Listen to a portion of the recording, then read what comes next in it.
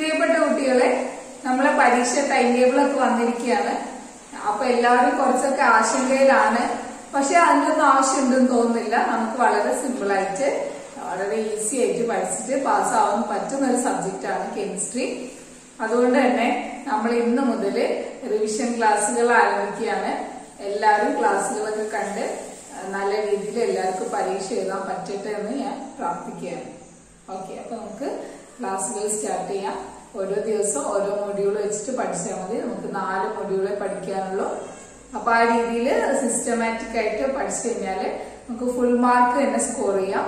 എല്ലാ സബ്ജക്റ്റും അതുപോലെ തന്നെ സിസ്റ്റമാറ്റിക് ആയിട്ട് സമയം വെച്ച് പഠിച്ചു കഴിഞ്ഞാല് നമുക്ക് ഈസി ആയിട്ട് പാസ്സാവുന്നേ ഉള്ളൂ. അപ്പൊ എല്ലാവരും ടെൻഷനൊക്കെ ഒഴിവാക്കിയിട്ട് പഠിക്കാന്നുള്ള ഒരു ലെവലിലേക്ക് എല്ലാവരും എത്തിച്ചേരുക. എല്ലാവർക്കും നന്നായിട്ട് എല്ലാ സബ്ജക്റ്റും പരീക്ഷ നന്നായിട്ട് എഴുതാനും പറ്റും, നല്ല മാർക്കോടുകൂടി പാസ്സാവാനും പറ്റും.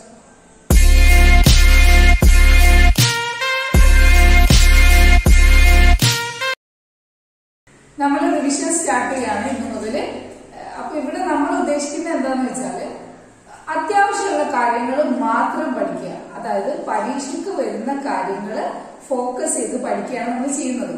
അപ്പൊ ഈ കാര്യങ്ങള് നിങ്ങൾ കൃത്യമായിട്ട് പഠിച്ചു കഴിഞ്ഞാല് നിങ്ങൾക്ക് ഫുൾ മാർക്ക് സ്കോർ ചെയ്യാൻ പറ്റും. ഞാൻ ഉറപ്പ് പറയാണ്, നിങ്ങൾക്ക് ഫുൾ മാർക്ക് സ്കോർ ചെയ്യാൻ ഈ റിവിഷൻ പാർട്ടുകൾ പഠിച്ചാൽ മാത്രം മതിയാവും. അപ്പൊ അതിനനുസരിച്ചിട്ട് പ്ലാൻ ചെയ്ത് ഓരോരുത്തരും പഠിച്ചു തുടങ്ങാം. ഇപ്പൊ നമ്മൾ ഇന്ന് മൊഡ്യൂൾ 1 ആണ് സ്റ്റാർട്ട് ചെയ്യുന്നത്. മൊഡ്യൂൾ 1ൽ 3 ചാപ്റ്റേഴ്സ് ആണുള്ളത്. Atomic structure, catalysis, nano chemistry. അപ്പൊ അറ്റോമിക് സ്ട്രക്ചറിൽ നമ്മൾ പഠിക്കേണ്ട കാര്യങ്ങൾ ഇത്ര മാത്രമേ ഉള്ളൂ. ദാറ്റ് ഈസ്, അതിൽ നമ്മൾ പഠിക്കേണ്ടത് ആറ്റം മോളിക്യൂൾ തമ്മിലുള്ള ഡിഫറൻസസ്. എന്തൊക്കെയാ ആറ്റം മോളിക്യൂൾ തമ്മിലുള്ള ഡിഫറൻസസ് നമ്മൾ പറഞ്ഞത്? Atom is the smallest particle of an element. Molecule is the smallest particle of an element or a compound. Atom may or may not exist in free state. Molecule can exist in free state. Atom is indivisible by chemical means. Molecule can be divided by chemical methods. An atom can directly participate in chemical reactions. Molecule cannot participate directly in chemical reaction. അപ്പൊ ഇത് വളരെ important ആണ്. ഈ ഒരു part ഇല്ലാത്ത ഒരു question paper ഇതുവരെ ഉണ്ടായിട്ടില്ല. അപ്പൊ ഈ ഒരു കാര്യങ്ങള് വളരെ വൃത്തിയായിട്ട് പഠിച്ചു വെക്കാം. ഓക്കെ, ഇതിൽ നമ്മൾക്ക് പഠിക്കാനുള്ളത് ഫണ്ടമെന്റൽ പാർട്ടിക്കിൾസ്. നമുക്കറിയാം 3 fundamental particles: proton, electron, neutron. അല്ലെ? പ്രോട്ടോണിന്റെ ചാർജും മാസും നമ്മൾ പഠിച്ചു നോക്കണം. പ്രോട്ടോണിന്റെ ചാർജ് വരുന്നത് 1.6022 into 10⁻⁻⁹ കൂളംബ് ആണ്. മാസ് വരുന്നത് 1.672 into 10⁻⁻27 കിലോഗ്രാം. ഇലക്ട്രോണിന്റെ ചാർജ് വരുന്നത് 1.6022 into 10⁻⁻⁹ coulomb and mass 9.1 into 10⁻⁻31 kilogram. Neutron charge ഇല്ല, 0 ആണ് ചാർജ്. മാസ് വരുന്നത് 1.674 into 10⁻⁻27. ഓക്കെ, പിന്നെ ഇതിലുള്ളത് അറ്റോമിക് നമ്പറിനെയും മാസ് നമ്പറിനെയും കുറിച്ചുള്ള കാര്യങ്ങളാണ്. നമുക്ക് സിമ്പിൾ ആയിട്ട് മനസ്സിലാക്കിയാൽ മതി. അറ്റോമിക് നമ്പർ റെപ്രസെന്റ് ചെയ്യാൻ ഉപയോഗിക്കുന്ന ലെറ്റർ Z ആണ്. അറ്റോമിക് നമ്പർ എന്ന് പറഞ്ഞു കഴിഞ്ഞാൽ ഒരു ആറ്റത്തിലുള്ള പ്രോട്ടോണിന്റെ എണ്ണം അല്ലെങ്കിൽ ഇലക്ട്രോണിന്റെ എണ്ണമാണ് അറ്റോമിക് നമ്പർ. മാസ് നമ്പർ എന്ന് പറഞ്ഞു കഴിഞ്ഞാൽ ഒരു ആറ്റത്തിലെ പ്രോട്ടോണിന്റെയും ന്യൂട്രോണിന്റെയും കൂടെ എണ്ണമാണ് മാസ് നമ്പർ. അല്ലെ? അപ്പൊ ഇത് വെച്ചിട്ട് നമുക്ക് പ്രോബ്ലം ഒക്കെ ചോദിക്കും. ഈ സെഷനിൽ പ്രോബ്ലം ചോദിക്കുന്ന ഒരു സെഷനാണിത്. വളരെ സിമ്പിൾ ആണ്. എനിവേ, അപ്പൊ അതിന്റെ റെപ്രസെന്റേഷൻ ഓർത്ത് വെക്കണം. താഴെ ലെഫ്റ്റ് സൈഡില് ആണ് അറ്റോമിക് നമ്പർ എഴുതുക, മേലെ എഴുതുന്നത് മാസ് നമ്പർ ആണ്. മാസ് നമ്പറിൽ നിന്നും അറ്റോമിക് നമ്പർ കുറച്ച് കഴിഞ്ഞാൽ ആറ്റത്തിലുള്ള ന്യൂട്രോണിന്റെ എണ്ണം കിട്ടും. ഈ കാര്യങ്ങൾ മാത്രമേ പരീക്ഷയ്ക്ക് ചോദിക്കുള്ളൂ. അപ്പൊ അതുകൊണ്ട് തന്നെ ഇത്രയും കാര്യങ്ങൾ നിങ്ങൾ കൃത്യമായിട്ട് അറ്റോമിക് സ്ട്രക്ചറിൽ പഠിച്ചു വെക്കുക. ഓക്കെ, ആറ്റം മോളിക്യൂൾ തമ്മിലുള്ള ഡിഫറൻസസ്, ഫണ്ടമെന്റൽ പാർട്ടിക്കിൾസിന്റെ ചാർജും മാസും, അതുപോലെ തന്നെ atomic number, mass number. Okay, ഇത്രയും കാര്യങ്ങളാണ് അറ്റോമിക് സ്ട്രക്ചർ എന്നുള്ള ചാപ്റ്ററിൽ നമുക്ക് മനസ്സിലാക്കാനുള്ളത്. മൊഡ്യൂൾ 1 രണ്ടാമത്തെ ചാപ്റ്റർ ആണ് കറ്റാലിസിസ് അല്ലെ. കറ്റാലിസിസ് നമുക്ക് ആദ്യം പറയാനുള്ളത് കാറ്റലിസ്റ്റ് എന്താണെന്നാണ്. Catalyst are the substances which changes the rate of chemical reaction without any chemical change itself. അതിനൊരു മാറ്റവും ഇല്ലാതെ കെമിക്കൽ റിയാക്ഷന്റെ സ്പീഡിനെ ചേഞ്ച് വരുത്തുന്ന വസ്തുക്കളാണ് കാറ്റലിസ്റ്റുകൾ അല്ലെ. കാറ്റലിസ്റ്റ് രണ്ട് ടൈപ്പ്, പോസിറ്റീവ് കാറ്റലിസ്റ്റും നെഗറ്റീവ് കാറ്റലിസ്റ്റും. പോസിറ്റീവ് കാറ്റലിസ്റ്റ് എന്ന് പറഞ്ഞു കഴിഞ്ഞാൽ which increases the speed of chemical റിയാക്ഷന്റെ സ്പീഡ് കൂട്ടുന്ന കാറ്റലിസ്റ്റ്. നെഗറ്റീവ് കാറ്റലിസ്റ്റ് എന്ന് പറഞ്ഞു കഴിഞ്ഞാൽ which decreases the speed of chemical reaction. Positive catalyst example N2 plus 3H2 gives 2NH3 എന്നുള്ള റിയാക്ഷനില് Fe അല്ലെങ്കിൽ സിമ്പിൾ ആയിട്ട് നമുക്ക് എഴുതാം Fe in Haber process അങ്ങനെ എഴുതിയാലും മതി. പക്ഷെ വെറുതെ Fe എന്ന് മാത്രം എഴുതി വെച്ച് കഴിഞ്ഞാല് നമ്മൾ എക്സാമ്പിൾ ചോദിക്കുമ്പോൾ അയൺ മാത്രം എഴുതി വെച്ചാല് ആൻസർ ആവില്ല. ഒന്നുകിൽ ഈ റിയാക്ഷൻ കംപ്ലീറ്റ് എഴുതണം, അല്ലെങ്കിൽ iron Fe in Haber process ഏതെങ്കിലും ഒന്ന്. ഓക്കെ, അപ്പോൾ തന്നെ നെഗറ്റീവ് കാറ്റലിസ്റ്റ് എന്ന് പറഞ്ഞാൽ catalyst which decreases the speed of chemical reaction. Example H2H2O2 2H2Oയും O2 ആയി മാറുന്നതിൽ H3PO4 ക്ലിയർ ആയിട്ടില്ലെങ്കിൽ ഒന്നുകൂടി എഴുതാം. H3PO4 ഫോസ്ഫോറിക് ആസിഡ് ഇതാണ് ഇവിടെ എഴുതിയിരിക്കുന്നത്. 2H2O2 gives 2H2O plus O2 എന്നുള്ള റിയാക്ഷനിൽ H3PO4 ഈ റിയാക്ഷന്റെ സ്പീഡ് കുറയ്ക്കുന്ന ഒരു കാറ്റലിസ്റ്റ് ആണ്. ഓക്കെ, പിന്നെ അതിൽ വരുന്ന അടുത്ത ടേമാണ് പ്രൊമോട്ടർ. പ്രൊമോട്ടർ എന്ന് പറഞ്ഞു കഴിഞ്ഞാൽ which increases the activity of catalyst. കാറ്റലിസ്റ്റിന്റെ കപ്പാസിറ്റി കൂട്ടുന്ന സബ്സ്റ്റൻസ് ആണ് പ്രൊമോട്ടർ. എക്സാമ്പിൾ ഈ Haber process N2 plus 3H2 gives 2NH3 എന്നുള്ള റിയാക്ഷനില് Feയുടെ ആക്ടിവിറ്റി അല്ലെങ്കിൽ Feയുടെ ഒരു പ്രൊമോട്ടർ ആണ് MO. അപ്പൊ റിയാക്ഷൻ ഇങ്ങനെ തന്നെ പഠിക്കാം, വേറെ രക്ഷയില്ല. അപ്പൊ റിയാക്ഷന് ഇതേപോലെ പഠിക്കാം. പിന്നെ ഇതില് ഞാൻ സെലക്റ്റീവ് ആയിട്ടാണ് റിയാക്ഷൻസ് ഒക്കെ എടുത്തിരിക്കുന്നത്. ഏറ്റവും സിമ്പിൾ ആയിട്ട് ഉള്ള റിയാക്ഷൻസ് മാത്രമേ ഇതിൽ ഉൾക്കൊള്ളിച്ചിട്ടുള്ളൂ. അപ്പൊ അതുകൊണ്ട് അവിടെ വലിയ ബുദ്ധിമുട്ടൊന്നും വരില്ല എന്ന് വിചാരിക്കുന്നു. Then poison which decreases the activity of catalyst. Example same reaction N2 plus 3H2 gives 2NH3 എന്നുള്ള റിയാക്ഷനിൽ Feയുടെ പോയിസൺ ആണ് H2S. H2S ചേർത്ത് കഴിഞ്ഞാൽ പിന്നെ ഈ അയണ് അതിന്റെ കപ്പാസിറ്റി കുറയും. ഓക്കെ, അപ്പൊ അത്രയും കാര്യങ്ങൾ. ദെൻ പിന്നെ ഈ ചാപ്റ്ററിൽ പഠിക്കാനുള്ളത് കറ്റാലിസിസ് എന്താണ്. Catalysis that is reaction which includes catalyst. Catalyst ഉൾപ്പെടുന്ന റിയാക്ഷൻസിനാണ് നമ്മൾ കറ്റാലിസിസ് എന്ന് പറയുന്നത്. കറ്റാലിസിസ് രണ്ട് ടൈപ്പ്, ഹോമോജീനസ് കറ്റാലിസിസും ഹെറ്ററോജീനസ് കറ്റാലിസിസും. ഹോമോജീനസ് കറ്റാലിസിസ് എന്ന് പറഞ്ഞു കഴിഞ്ഞാൽ റിയാക്ടന്റും കാറ്റലിസ്റ്റും സെയിം ഫേസിലാണെങ്കിൽ അതിനാണ് ഹോമോജീനസ് കറ്റാലിസിസ് എന്ന് പറയുന്നത്. Reactant and catalyst are in same phase. Example 2SO2 plus O2 gives 2SO3. ഈ റിയാക്ഷൻ നോക്കുകയാണെങ്കിൽ SO2 എന്നുള്ള റിയാക്ടന്റ് അത് ഗ്യാസ് ആണ്, O2 എന്നുള്ള റിയാക്ടന്റ് അതും ഗ്യാസ് ആണ്, NO എന്നുള്ള കാറ്റലിസ്റ്റ് അതും ഗ്യാസ് ആണ്. ഇങ്ങനെ എല്ലാ റിയാക്ടന്റും കാറ്റലിസ്റ്റും സെയിം ഫേസിലാണ്. രണ്ടാമത്തെ എക്സാമ്പിൾ 2CO ഗ്യാസ് ആണ്, O2 ഗ്യാസ് ആണ്, NO കാറ്റലിസ്റ്റ് അതും ഗ്യാസ് ആണ്, gives 2CO2. അപ്പൊ ഈ റിയാക്ഷന് രണ്ടെണ്ണം എഴുതാൻ കാരണം രണ്ട് എക്സാമ്പിൾ നമ്മുടെ സിലബസിൽ പറഞ്ഞിട്ടുണ്ട്. പരീക്ഷയ്ക്ക് ഇങ്ങനെ രണ്ട് എക്സാമ്പിൾ തന്നെ ചോദിക്കും. ഓക്കെ, അപ്പൊ അത് രണ്ട് എക്സാമ്പിൾ പഠിച്ചു. Then heterogeneous catalysis. Heterogeneous catalysis reactant and catalyst are in different phase. Reactants ഉം catalyst ഡിഫറെന്റ് ഫേസിലായിരിക്കും, ഒരേ ഫേസിലല്ലാത്ത കെമിക്കൽ റിയാക്ഷൻ ആണ് നമ്മൾ പറയാ, അല്ലെങ്കിൽ അങ്ങനത്തെ കറ്റാലിസിസ് ആണ് പറയാ ഹെറ്ററോജീനസ് കറ്റാലിസിസ്. ഒന്നാമത്തെ എക്സാമ്പിൾ നമ്മുടെ ഹേബർ പ്രോസസ് തന്നെ. N2 plus 3H2 gives 2NH3. അതില് N2 നൈട്രജൻ ഗ്യാസ് ആണ്, H2 ഹൈഡ്രജൻ ഗ്യാസ് ആണ്, പക്ഷെ F3 അയൺ സോളിഡ് ആണ്. ഓക്കെ. രണ്ടാമത്തെ example 2SO2 plus O2 gives 2SO3. പിന്നെ ഇത് സൾഫ്യൂരിക് ആസിഡിന്റെ പ്രൊഡക്ഷൻ ആണ്. ഇതിൽ SO2 ഗ്യാസ് ആണ്, O2 ഗ്യാസ് ആണ്, പക്ഷെ കാറ്റലിസ്റ്റ് പ്ലാറ്റിനം സോളിഡ് ആണ്. ഇവിടെ കാറ്റലിസ്റ്റും റിയാക്ടന്റും ഡിഫറെന്റ് ഫേസിലാണ്. അപ്പൊ ഇത്രയും കാര്യങ്ങളെ നമുക്ക് കറ്റാലിസ്റ്റിൽ പഠിക്കാനുള്ള ഒരുപാടൊന്നും പഠിക്കാനല്ല.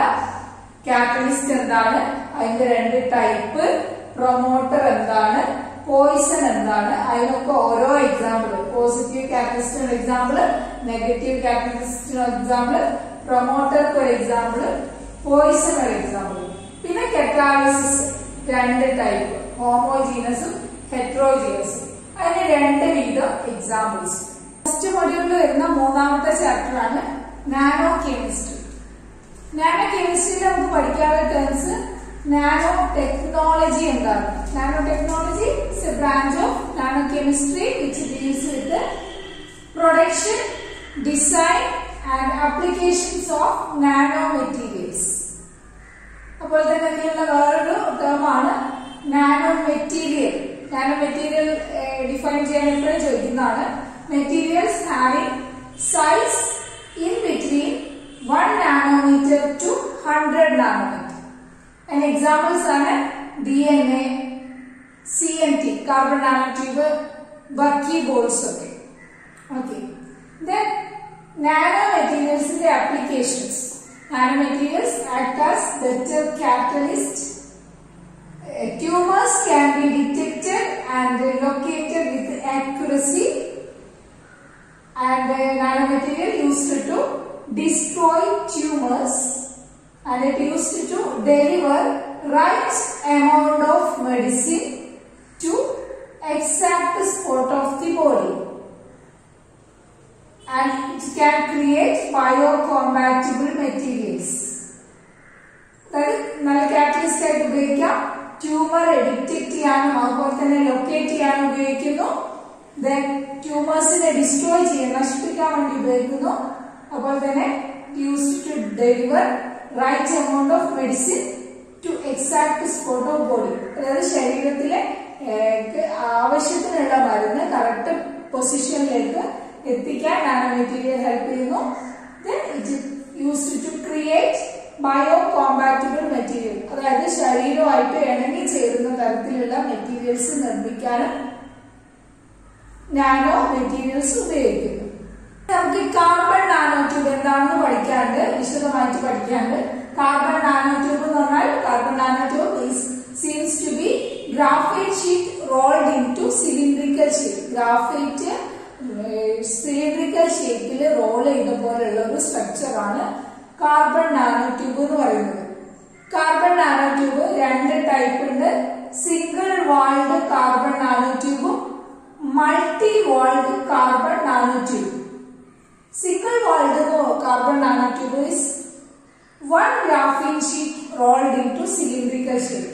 അതായത് ഒറ്റ ഷീറ്റ് സിലിണ്ടറിക്കൽ ഷേപ്പിൽ റോൾ ചെയ്തതാണ് single walled carbon nanotube. Multi walled carbon nanotube എന്ന് പറഞ്ഞു കഴിഞ്ഞാൽ ഒന്നിൽ കൂടുതൽ ഷീറ്റ് റോൾ ചെയ്തതാണ് multi walled carbon nanotube. It is more than one graphene sheet rolled into cylindrical shape. ഇനി ഇതില് കാർബൺ നാനോട്യൂബിന്റെ സിന്തസിസ് പഠിക്കാണ്ട്. അതിൽ ഒന്നാമത്തേതാണ് high pressure carbon monoxide deposition. ഇവിടെ നമ്മള് ഹൈ പ്രഷർ ടെമ്പറേച്ചർ കണ്ടീഷനുള്ള ഹീറ്റിംഗ് ചേമ്പറിലേക്ക് കാർബൺ മോണോക്സൈഡും അയൺ ക്രിസ്റ്റൽസും ആഡ് ചെയ്യുന്നു. At this condition carbon monoxide CO split into carbon and oxygen. These carbon atoms combine to form carbon nanotube. പിന്നെ ഇതിലുള്ള രണ്ടാമത്തത് CVD, chemical vapor deposition. Chemical vapor deposition ഏതെങ്കിലും ഒരു ഹൈഡ്രോ കാർബൺ അതുപോലെ തന്നെ അയൺ ക്രിസ്റ്റൽസും ഹീറ്റിംഗ് ചേമ്പറിലേക്ക് ആഡ് ചെയ്യുന്നു. Heating ചേമ്പറിൽ hydro കാർബണിലുള്ള കാർബണും ഹൈഡ്രോജനും തമ്മിൽ bond break ആവുന്നു. എന്നിട്ട് ആ കാർബൺ ആറ്റംസ് കമ്പൈൻ ചെയ്തിട്ട് കാർബൺ നാനോ ട്യൂബ് ആയിട്ട് മാറുന്നു. That is a hydrocarbon is added into heating chamber with the iron crystals at a high temperature. Hydrocarbon split into carbon and hydrogen. These carbon atoms combine to form carbon nanotube.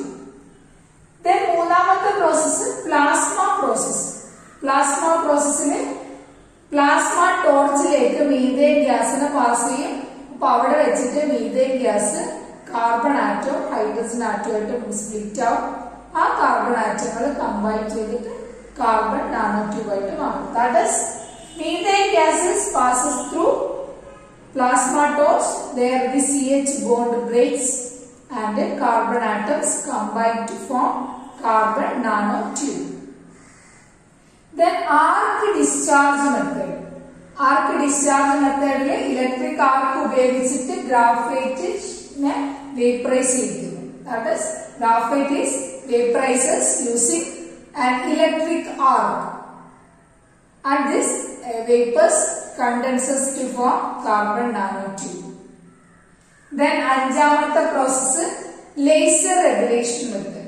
Laser ablation method le graphite sheet is vaporizes using laser and this vapors condenses to form carbon nanotube.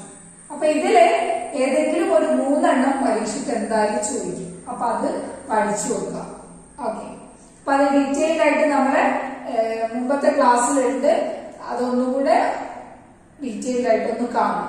Okay, then അടുത്തത് carbon നാനോട്യൂബിന്റെ properties ആണ്. Properties carbon നാനോട്യൂബിന്റെ properties അല്ലെങ്കിൽ ഇത് ഇങ്ങനെയൊക്കെ synthesise ചെയ്യുന്ന എന്തിനാന്ന് വെച്ച് കഴിഞ്ഞാൽ ഇത് വളരെയധികം സ്ട്രോങ് ആണ്, വെരി സ്ട്രോങ് ആണ്. അതുപോലെ തന്നെ വെരി ഹൈ തെർമൽ കണ്ടക്ടിവിറ്റി ഉണ്ട്, ഹൈ ഇലക്ട്രിക്കൽ കണ്ടക്ടിവിറ്റി ഉണ്ട്, ലൈറ്റ് വെയിറ്റ് ആണ്, സ്റ്റിക്കി ഇൻ നേച്ചർ ആണ്, ഒട്ടിപ്പിടിക്കുന്ന സ്വഭാവമാണ്. ഓക്കെ, ഈ സ്വഭാവമൊക്കെ ഉള്ളതുകൊണ്ട് തന്നെ ഇതിന്റെ അപ്ലിക്കേഷൻസ് ഇത് കോമ്പോസിറ്റ് മെറ്റീരിയൽസിന്റെ സ്ട്രെങ്തനർ ആയിട്ട് ഉപയോഗിക്കുന്നു. That is used as strengthener in composites. അതുപോലെ തന്നെ it used as molecular size test tube and capsules. വളരെ സ്മോൾ സൈസുള്ള ടെസ്റ്റ് ട്യൂബും ക്യാപ്സ്യൂളുകളൊക്കെ. അതുപോലെ തന്നെ it used as electrical conductors and semi conductors. And carbon nanotube used as tip of AFM, atomic force microscope ആണ്. Simple ആയിട്ട് AFM എന്ന് എഴുതിയാൽ മതി. Okay, then it used as heat conductors. Okay, ഇത്രയാണ് നമുക്ക് നാനോ കെമിസ്ട്രിയിൽ പഠിക്കാനുള്ള ടേംസ്. ഒന്നുകൂടെ പറയാം, നാനോ ടെക്നോളജി എന്താണ്, നാനോ മെറ്റീരിയൽ എന്താണ്, അതിന് രണ്ട് എക്സാമ്പിൾസ്, അതുപോലെ തന്നെ നാനോ മെറ്റീരിയൽസിന്റെ applications, then carbon nano tube, അതിന്റെ രണ്ട് ടൈപ്പ് ക്ലാസിഫിക്കേഷൻ, ദെൻ കാർബൺ നാനോട്യൂബിന്റെ സിന്തസിസ് അല്ലെങ്കിൽ പ്രിപ്പറേഷൻ. ഓക്കെ, ദെൻ കാർബൺ നാനോട്യൂബിന്റെ പ്രോപ്പർട്ടീസ്, കാർബൺ നാനോട്യൂബിന്റെ 5 അപ്ലിക്കേഷൻസ്, 5 പ്രോപ്പർട്ടീസും 5 അപ്ലിക്കേഷൻസും. ഇത്രയാണ് നമുക്ക് നാനോ കെമിസ്ട്രിയിൽ പഠിക്കാനുള്ളത്. ഓക്കെ, അപ്പൊ ഇത്രയുള്ളൂ നമുക്ക് മൊഡ്യൂൾ 1. അപ്പൊ ഈ കാര്യങ്ങൾ മാത്രം പഠിച്ചു പോയാൽ തന്നെ മൊഡ്യൂൾ 1 ചോദിക്കുന്ന എല്ലാ ക്വസ്റ്റ്യൻസിനും നിങ്ങൾക്ക് ആൻസർ ചെയ്യാൻ പറ്റുന്നതാണ്. ഓക്കെ.